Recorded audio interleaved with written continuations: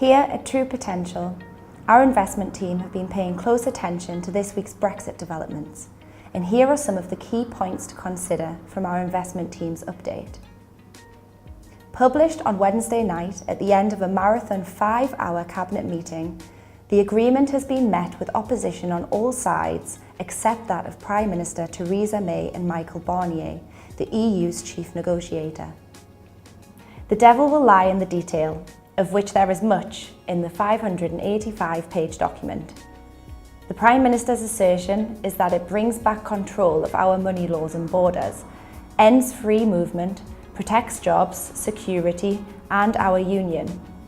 However, this was immediately under fire from various factions, all with their own political agendas to pursue. Dominic Raab, the Brexit Secretary, and Esther McVey, Work and Pension Secretary, resigned on Thursday morning and further resignations have followed. In the midst of such political turmoil, the markets have remained calm, reasoning perhaps that other options are not realistically on the table. Sterling is slightly weaker against both the euro and the dollar, but remains within its recent trading range. In truth, nothing has fundamentally changed. The government, despite cabinet unity, is now tasked with getting the deal agreed by Parliament.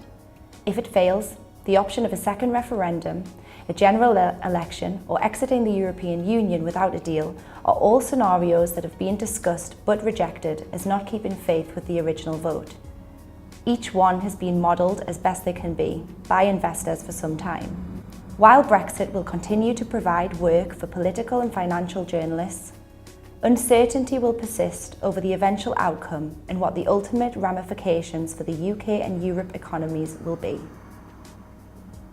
Our investment team had discussions with our manager partners, and there is a strong sense that UK stocks are being undervalued, particularly in light of the international complexion of many of our biggest companies.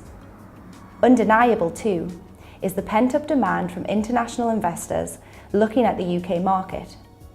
They seem poised to commit cash when there is greater clarity knowing that the UK is still a great place to do business.